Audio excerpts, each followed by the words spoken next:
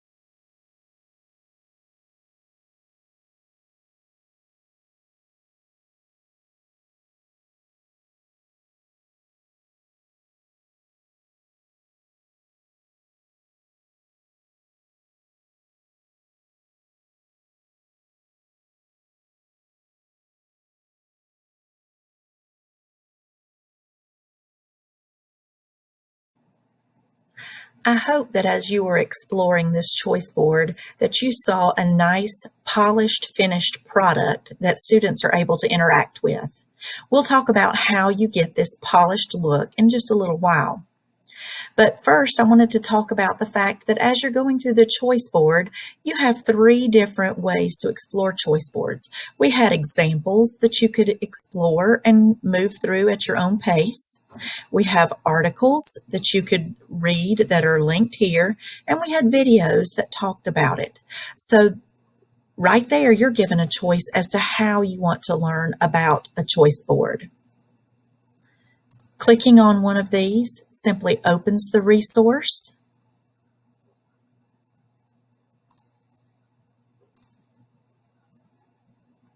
and takes you to the different places that you are able to explore and find out about the purpose of that particular choice board.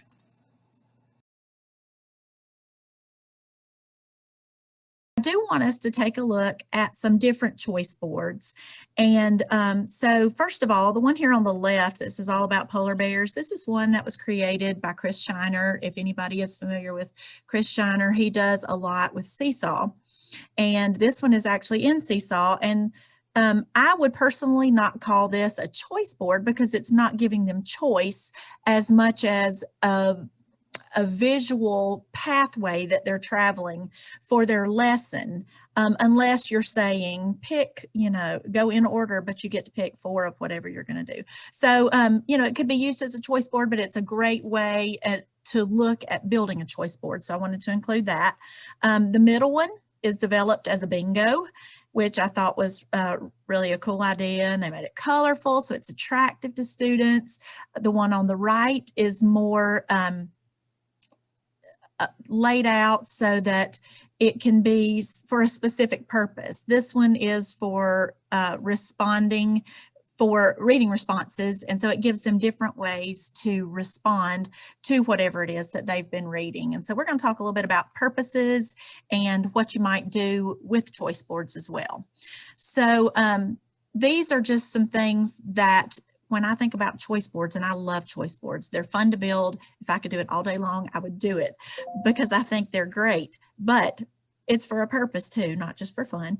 But they are very engaging for students, and choice boards can give you a mode for differentiation. And so as we're going through this and you're looking at different choice boards, think about how you could use it to differentiate. You can have different colors, and you can say, okay, this week, these students are going to do something in the red column, and these students are going to do something in the green column.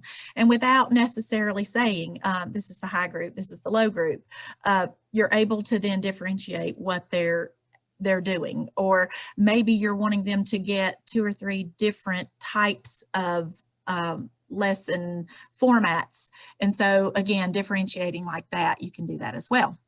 It does give students choice, which is one reason it's called choice board. So that's one of the biggest things, is that it does give them a choice. And so the next 2 kind of play into that.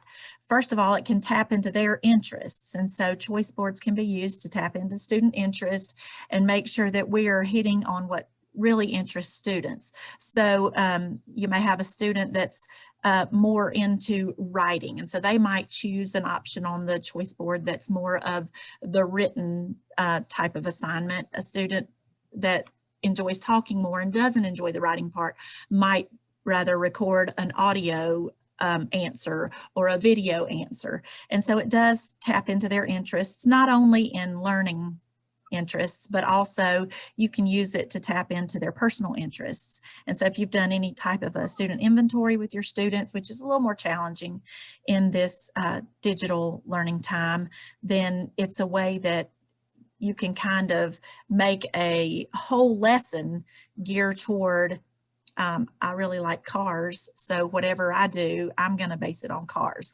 I really like Barbie, so I'm going to relate it to Barbie, whatever it is that they're interested in. And then it also helps them to take ownership of their learning. So, sometimes when we tell a student, you have to do this, it's almost do I really have to? But if we're saying, okay, these are the types of things you can do, and they're able to choose, then they kind of you get that buy-in from them. And so I really like it for that purpose. And then if you think about the types of choice boards, and we're going to kind of look at a few different types in a minute also, but you can use it as a way to guide students, and they still feel like they're being self-directed. So with a tic-tac-toe board, if they have to form a tic-tac-toe, either across, down, or diagonal, then you can strategically place either it could be learning outcomes that you're putting on this choice board, or it could be the mode that they're learning. So both of those can go onto the choice board, or you could use it for either or. It doesn't have to be both. But you can kind of strategically place things so that you know that students are getting something that's visual, something that's more tactile, something that's more auditory. And so it kind of gives you some control and allows them to feel like they have that control. One way to do it is to use colors in the choice board to guide them through something. And we're actually going to do one in just a moment. I'm going to give you a few minutes that you can actually try one, and we're going to use color to guide your choices. And then the directional arrows that we saw on the one about polar bears just a moment ago, which again, you can use that kind of to sequentially take students through something and still let them have some choice if they're going in that particular direction. And then you could also have them choose a certain number. So maybe you have 10 choices and they have to pick 3, and it can be any 3, you know, and then it might be complete choice. Maybe you just have a choice board and they're showing you how they've learned something, and they just have to pick one to show you how that they have learned whatever concept it is or whatever standard that you're covering. And so it does give you a lot of flexibility as to what you want to do with it or what you are trying to accomplish with it. One of my very favorite reasons to use choice boards is the varied learning modalities. And so, you know, we do have students that learn in such different ways. And so when you're in a hybrid environment, or when you are in the classroom, or when you are completely virtual, any of those ways to be able to give students different modalities of learning the same content is very powerful, because then you're able to tap into what each student is strong at. And that being said, also, when you include a video or if you include audio instructions, then you have got that scaffolding for students who may not be able to just read something and follow the directions. Maybe they need it explained to them, or maybe they need it explained 10 times. They're able then to go back and watch it over and over again, or listen to it over and over again. And so it helps you to not have to repeat it over and over, because they're able then to go back to this as they need it. Or maybe they complete one step and then they're going back to look at that second step again. So just a lot of great reasons to use choice boards.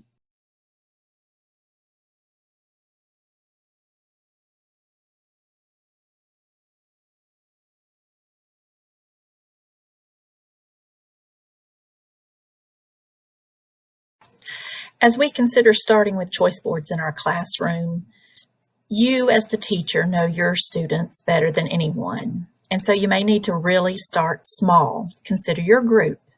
Maybe the first choice board that you offer is only 2 choices. They have one option or another option. And so that may be a way of scaffolding to begin teaching students how to be able to use a choice board independently. So start small and build. Use tools to start with that maybe students are already familiar with. Use a skill, or have them use a skill that they are already familiar with. Maybe they already know how to use Flipgrid. And so you may have 2 options, an option for creating a Flipgrid or an option to use the camera in Seesaw to show their learning. If there is a specific list of things that students need to accomplish, or specific instructions that they need, feel free to create a tutorial and embed or link to that specific instruction so students will have that. It also might link to a hidden slide if you're using Google Slides. Maybe there's a hidden slide and it links out to a list of specific steps, or even to a checklist, so that students have that specific route or list of things that they need to accomplish.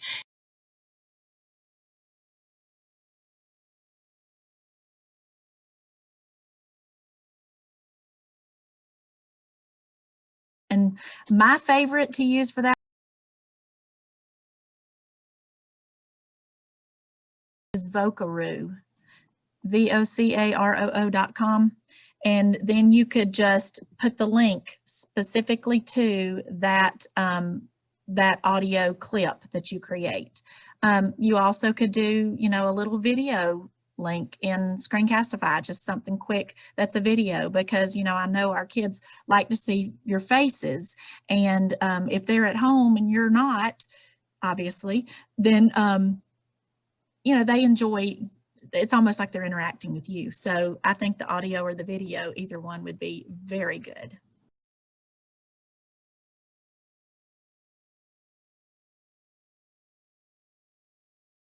Even if that list is simply select 3 options, click on your first option, complete that one, go back to the board and select your second option. So however it is that you need to walk students through it.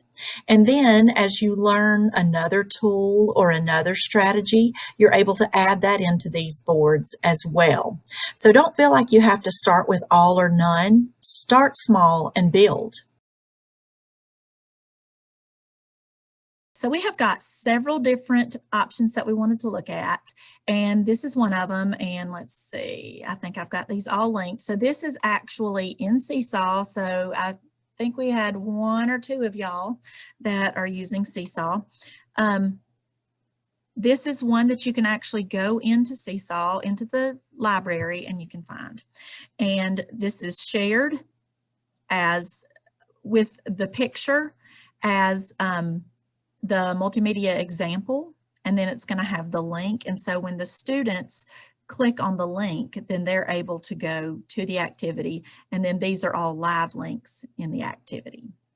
And so then he also has a template attached, and so that's one of the best practices that we'll look at in a minute. But this is just directing them through, and here you see a video. We've got an activity, shape invasion, I don't know if that's a game, I think, and then another video. And so obviously it's going to be for kindergarten, first grade. So our littlest students there. I really love this one, and she has developed quite a few of these. And somebody mentioned a minute ago building them in the Bitmoji classroom. And so this is basically where this one was built, is in a Bitmoji classroom. And I've got some great videos, and I will go back and link one on building a Bitmoji classroom if you have not done that, but there's a great video on that. But what Nancy did was she built this, and then she put it into Seesaw.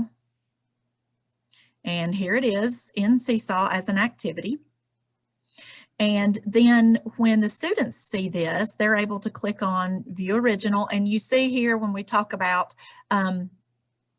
how much scaffolding do the students need, she's got click the picture and then click the bubble that says View Original. So she's got specific explicit directions that walk them through, and then click on everything and something fun will pop up.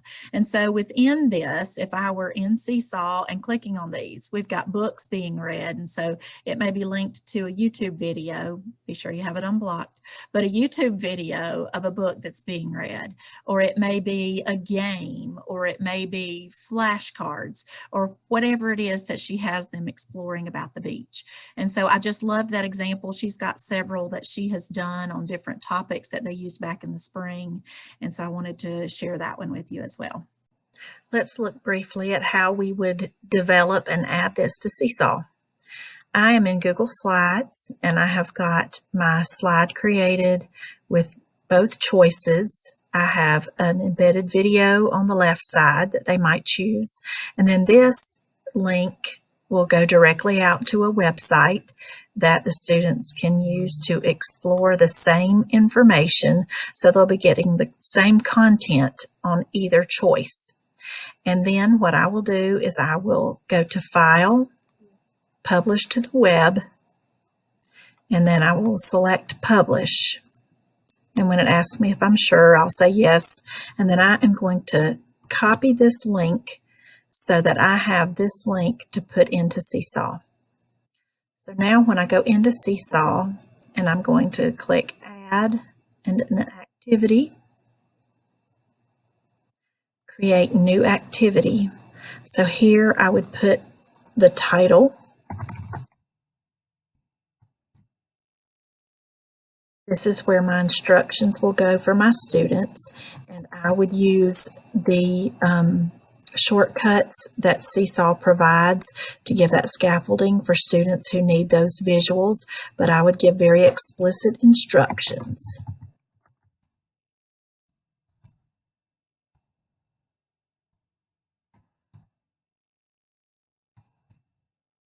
I would continue to type whatever my instructions are here, and then I'm going to select Add Multimedia Instructions or Example.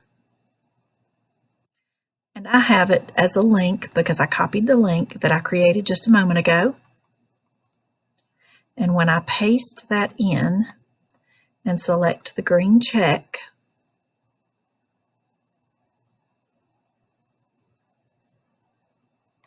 we're going to give it just a second. It develops it just like that. I'm going to select the green check at the top right.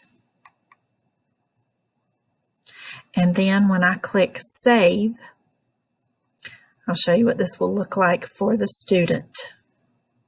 So here is my assignment.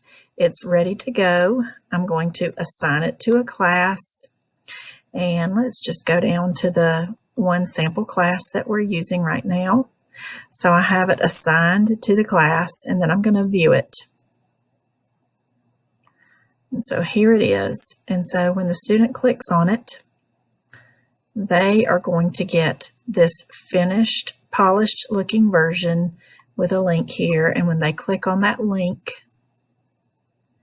they are then able to interact with the published version of the lesson. This is first grade, but I included it basically because of the way that it's set up, and it could be used for any grade level with the way that it's set up. But this one does have the different subjects. So we've got reading in a column, writing in a column, math in a column, and science in a column. And in a minute, when you get to explore some choice boards, you'll see kind of how they have this set up. But you see that there are different options for each of those. And if this is going to be for a couple of days, then maybe one day they get to pick one from each column, and then another day they pick a different one from each column. And the red X's you'll see when we explore this in a moment is actually what they pull over from the side of the board as they finish one, so they know that the next day they're not going to go back and choose that same option again. And this was developed in Google Slides.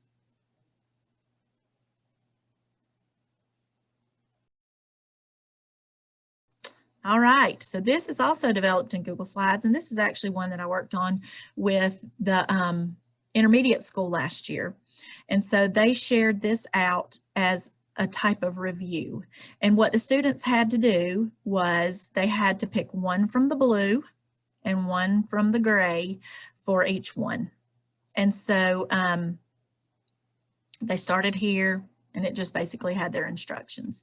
And so what we tried to do was to make this the more interactive, obviously you see the movement based, creative type things that they're getting into. They're making a comic, here they're playing a game. So these were all things that they were able to get into and really interact with. And so they had different modalities being covered. If you wanted kids up and moving, or kids wanted to be up and moving, then they had this cloud search activity, and they're able to click on that and find out what they're supposed to do.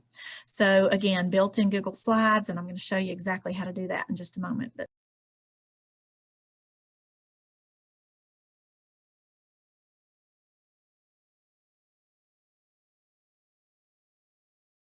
so this one is more something that you would build in Google Docs, and I personally prefer building them in Google Slides because it's so easy to manipulate. Some people prefer Google Docs, and so this is built more in that format. Again, this is reading responses, and this is the one that was on that front page. So it doesn't have to be all kinds of stuff. It may be one focus. So it's focused on how are you going to respond to what we just read, or how are you going to explain the character traits of this particular character? Or how are you going to explain how you worked this math problem and show us how you did it? So these are all options for something like that. So a more thematic or a more focused choice board.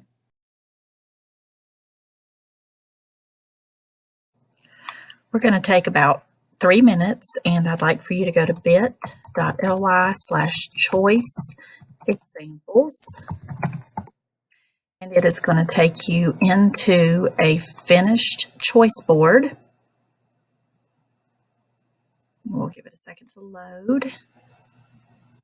And here we go. So you've got a couple of examples in Seesaw and a video resource about how to create them in Seesaw. You have a couple of examples in Google Slides and then the video resource for that. And you've got a couple of examples in Docs and then the video resource for that. And so I'd like for you to take a few minutes, just pause and minimize, and take a few moments at bit.ly/choice examples and see if you can explore the ones that seem the most appropriate for your grade level and see what you find.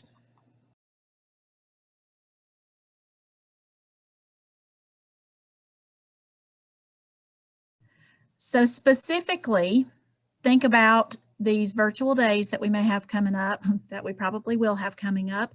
You know, if we're out for snow, or if we're out for ice, or if we're out for the assigned days we have to be out.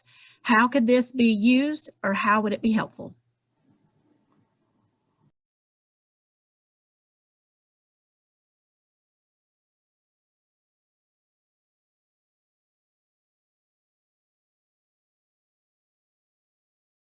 So talking about building a choice board, I wanted to kind of walk you through what I do when I start to build a choice board. And again, those of you who have used one, I want you to jump in as we're doing this. If I go through something too quickly, stop me so that we can go through it again. If you have an idea or something that you've done that makes it quicker, please feel free to share that. So in case you didn't know, a shortcut that is available is slides.new. And when you type in slides.new, it opens a brand new slideshow. So that's just easier to me than having to go to my email, go to the waffle, go to slides, open a new slideshow. So just a kind of a little fun trick there.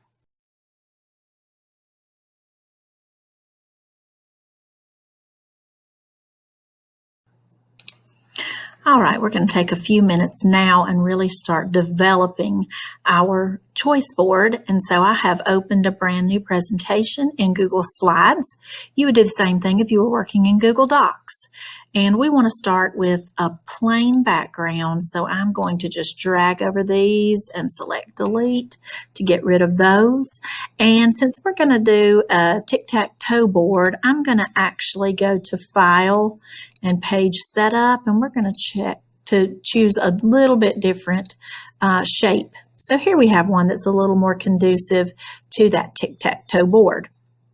Now we're going to select the Shape Add tool, and you might prefer the squared off boxes. I like the rounded corners, and we're going to create a box. We are going to give it a good thick outline, and we're going to color coordinate this. So we're going to give it a deep red outside and a light red inside. And so now we've got this box, and we are going to duplicate, Control D. So we're going to begin making our tic-tac-toe, and just for the sake of interest, we are going to give it a couple of different colors. So let's make another one that's going to be our middle box, and we're going to make it a blue color. So let's do the dark blue for the outside, the light blue for the inside, and now we're going to duplicate that.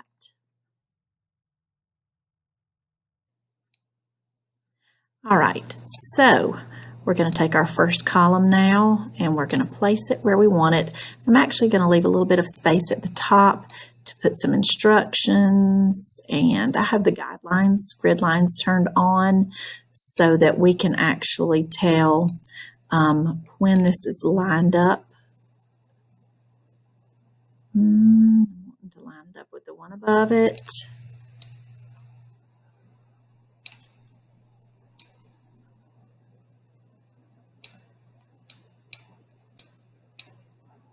Okay, we're going to drag over these three and select Arrange, Distribute Vertically, and now they should be arranged one above the other. There we go. Oops. Moved it right past it. There we go. There we go. Well, now we've got them arranged up and down. Let's arrange them vertically. There we go.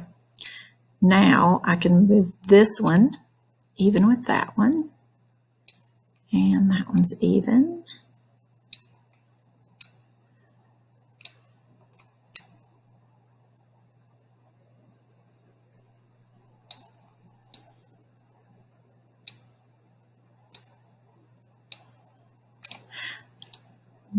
Okay. So when we get our tic-tac-toe, well, all right. When we get our tic-tac-toe box arranged the way that we want it, we are ready to go, and we can begin putting in our criteria that are going to go in each box. And so a text box in here is going to either give the option for directions, or we could add a link. If we wanted to insert a video, let's just go ahead and insert a video into one of them. And we'll search directly on YouTube and look for water cycle.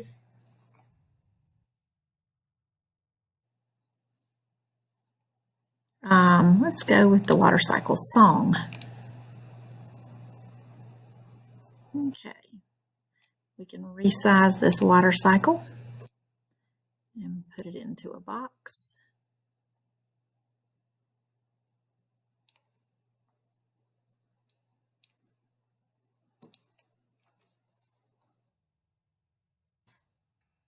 So that might be one of our options, and we will continue to fill these in until we get all of our options filled in.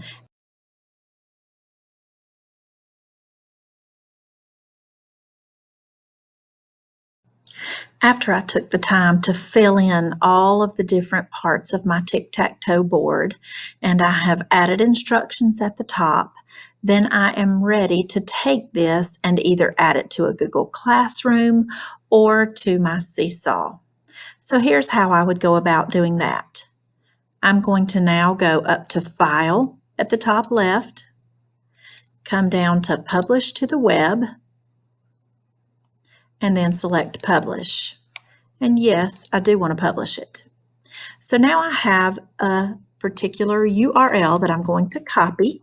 And when I have it copied, if I'm sharing this in Seesaw, I'm going to come into my Seesaw class. I'm going to go to Plus, Assign Activity. And when it takes me into my activity library, I'm actually going to create a new activity. So I'm going to call this the water cycle. All right, and then I'm going to type in the instructions for my students.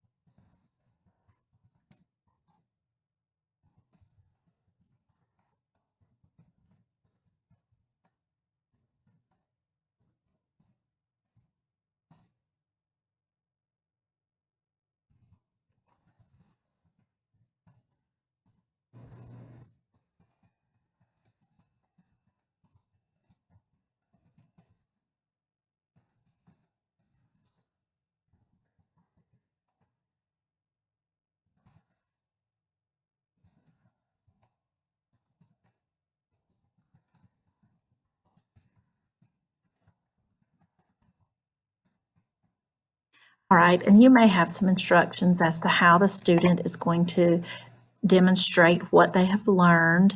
Maybe they're going to record a video to show and to tell what it is that they learned.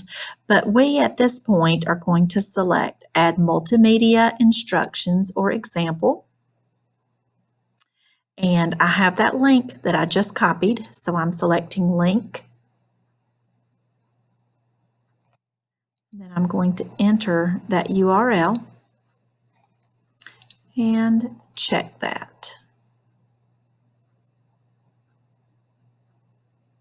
And when this finishes spinning, then I'm going to select the check up at the top right. All right, so you see how nice that looks already. We do have live links that the students will be able to interact with, but we're going to select check. Okay, so we have got that all ready to go for our students. If we wanted them to complete something to show us what they've learned, we could add that template. And again, now we could actually add that here. So we might have a template that we're pulling in from our Google Drive, or they may be adding something in a notepad. They may be adding something to a drawing, but that's where that would go. And when we are through with that, we're going to click Save. And we now have it ready to go into the class. So we're going to select, we're going to actually assign it. We're going to go to the homeroom and assign it to that class. And then it says view activity in that class. And we're going to go back to the class, and here is our activity. So when we click on this activity, here we go. This is what our students will see. And when they click on the link that they are given, they get this nice finished product that they then are able to interact with. They can click on the hyperlinks that are in it.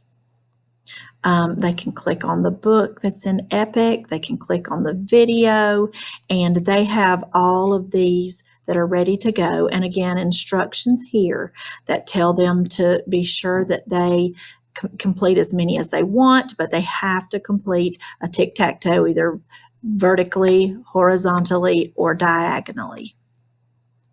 A couple of things to think about as you're doing this is obviously you would have all of your squares filled with the appropriate learning activities, and then you would obviously make it appropriate for the age group that you are targeting.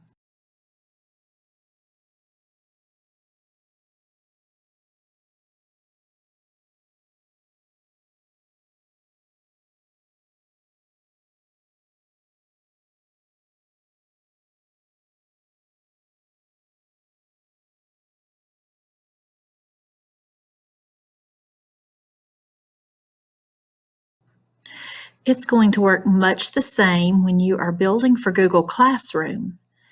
This time we're going to build in Google Docs. And so I've got Docs open, and I'm going to open a new blank doc. And at the top, I'm going to first add my title.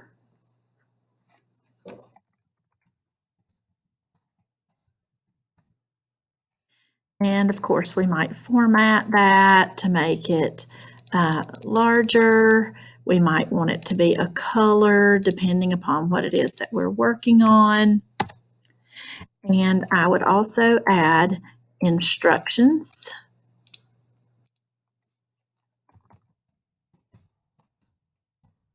And my instructions would go here. And then I would select Insert, and I would insert a table. And the table might depend on how many options that you have to offer for your students. And so then you could format your table,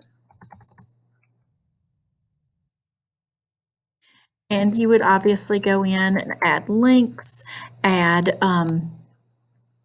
your videos, add instructions in each one. You can add graphics, and then you can also go in and color code this just to make it more attractive, or maybe your color coding has something to do with how you are assigning the different parts of the choice board.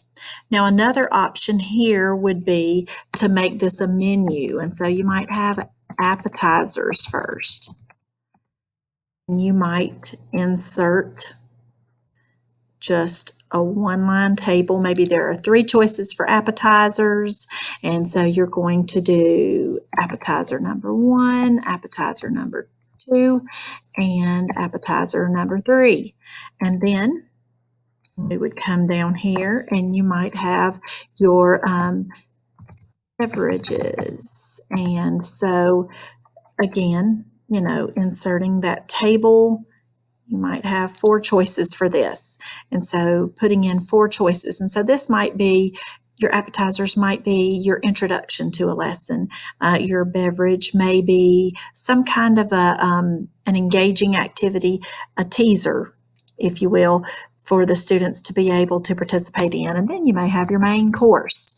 And your main course may be some project that the students are going to work on developing, but it might be a more robust part of the lesson. You may have just 2 main courses. You might have 6 main courses, and the students have to choose one thing from each category. And so, there are different ways to divide this up so that you have a choice board that looks attractive or that appeals to them in some way if it's a menu. But regardless, when you are done developing that, you're going to come to File on the left-hand side, Publish to the Web, and again, we're going to publish it. And this link we would then copy, and when we go back to Google and go to our Google Classrooms, then we would select the appropriate classroom. And let's go into this classroom. I would go to Classwork, and I would create a new assignment is how I would put this in. And so we would have our board.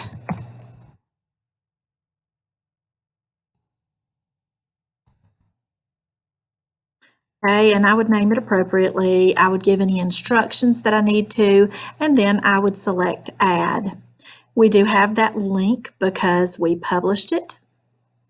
So I'm going to paste in my link, add the link, and then when I click Assign, I see the lesson right here that I created. And when I click on that lesson, I would have instructions here that the students would see. But when I click that box, it opens it up as a nice finished product that the students can then go in and interact with.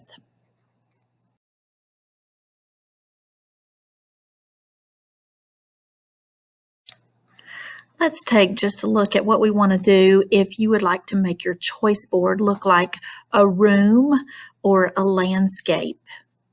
We're going to start in our Google Drive, and we're going to open a new Google slide, or again, you could use that slides.new shortcut that we mentioned earlier.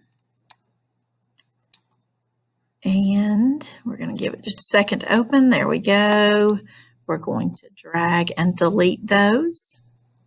And if you have a ready-made background, you could use that. But we are actually going to create a background.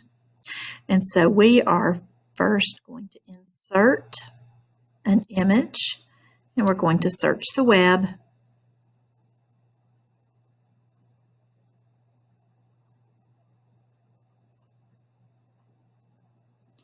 And we're going to search for a wood floor.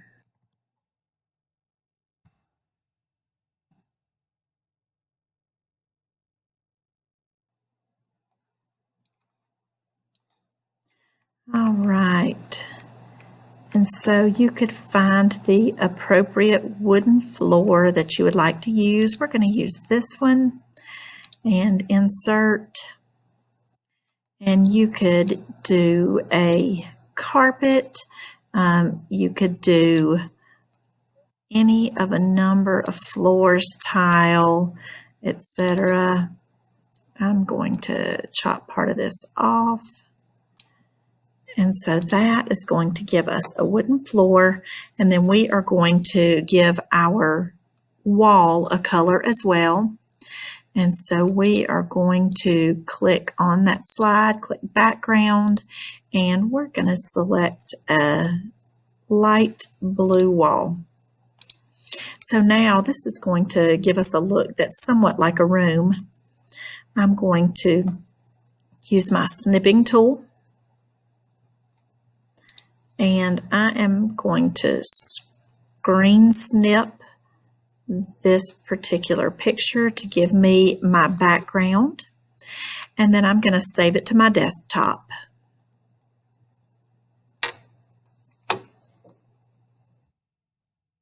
We're just going to call it room for just a second so that we know what it is and what we're looking for.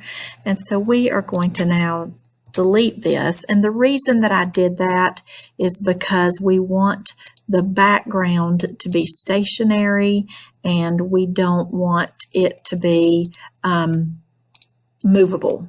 So we are now going to pull in our background, choose an image. And as I said before, if you have a room image somewhere, you could easily pull that in. So here's my room. I'm going to open that, and here we have our basic room. Now, obviously, you might take more time to find one that it gives you a little bit better perspective than this does, but just for the sake of doing this, we're going to use this as our room. And so we are going to insert now an image of a bookshelf.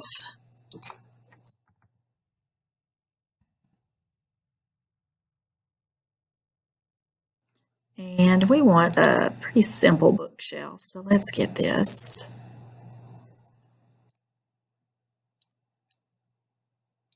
So here we have our bookshelf sitting here. And on our bookshelf, we might put a globe.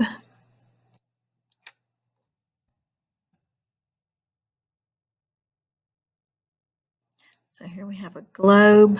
Let's put our globe on our bookshelf. Oh, okay, so we have a white background on this. There are a couple of ways that you can take care of that. You can use remove.bg, which removes the background, or we can go back in and we can search for a globe PNG, which is portable network graphic, and that is going to give you that transparent background. So let's see if we find a globe that's going to give us that look. And certainly we have found one. We're going to resize it. And we're going to put it up here on our bookshelf. Let's just move it around a little bit to make it fit. All right, we are going to bring this to the front with order. That puts this globe behind it a little bit, makes it look like it's sitting up on top. And we might add a book. So I'm going to go to getepic.com and find a book.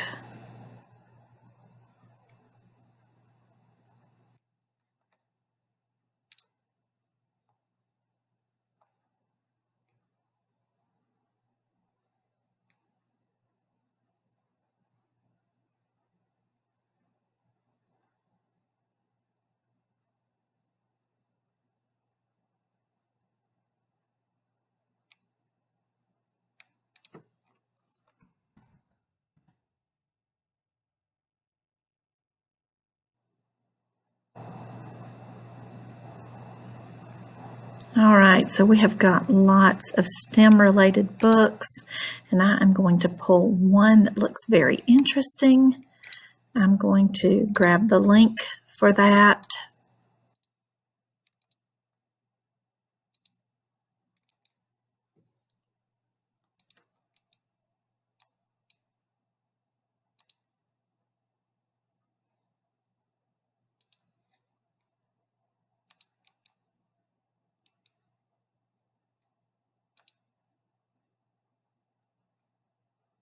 All right, we have got the link for our book, and we need a little visual.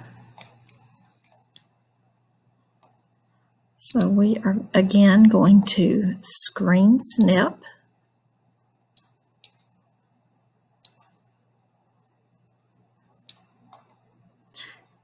And on our bookshelf, we are going to put our book.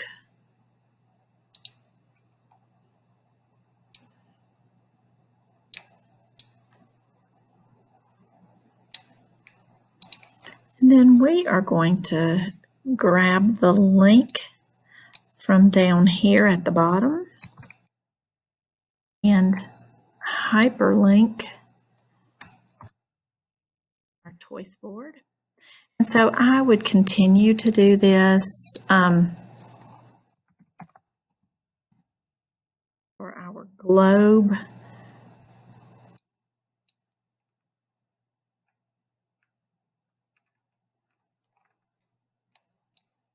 We want a world map.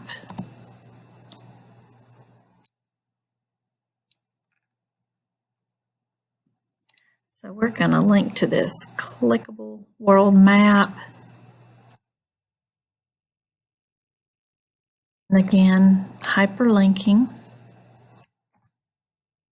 So I would continue to flesh out this room with a chair. I might have a video so I could have a screen. I might have a window. You could put an animal on here if you needed it linked out to something. But as I finish this, again, I'm going to File, Publish to the Web, and I'm going to tell it to publish and OK. And as I have my room completely built out, I'm going to copy my link, and then I can put it into Google Classroom. I can put it into Seesaw, or I could put it into Bitly to form a shorter link that my students might be typing in. So any way we look at it, we're going to end up with this nice polished look to be able to show this link. So let's just look briefly at what this would look like when we publish it. So here is our published link, and I can click on it, and it opens the links that go directly to the spaces that I have told it to go to. And so now we have a choice board, and the student is actually in the room interacting digitally.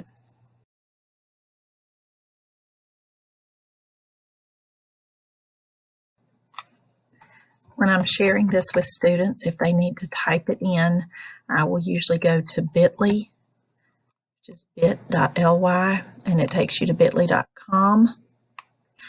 And I have the free account. When I click Create, I'm able to paste in the URL that is the long version, and it shortens it for me.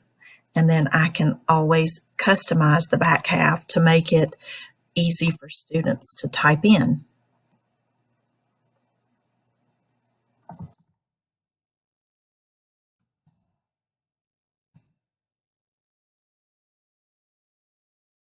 And there I have it. If that has already been used, it would tell you, and you could change this to still be meaningful, but to something that hasn't already been used.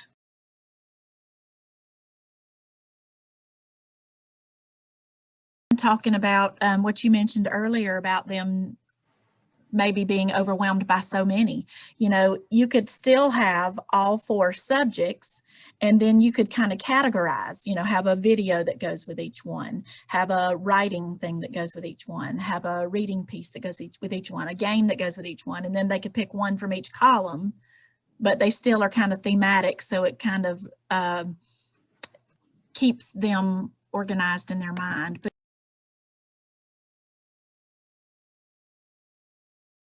if you didn't want that much on one board, you could do a smaller board, for one for math, one for language arts, one for writing. You know, you could do separate boards if you wanted it a little cleaner, instead of and you actually could have one menu that had links to, you know, your math choice board, a link to ELA choice board, a link to writing choice board. So you could, again, kind of, format it like that. I want to take just a second to thank you for being here to learn about choice boards. They are so much fun, not only for the students, but also as I create them. I just really enjoy finding all of the different resources and vetting them for my students. And so as we leave, I want to share with you this bit.ly. It's a bit.ly/choiceboard resource. And when you open that, you're going to have quite a few resources that talk about many of the same things that I have talked with you about today, and several templates in here as well. And so I just encourage you to try using these and enjoy these with your students.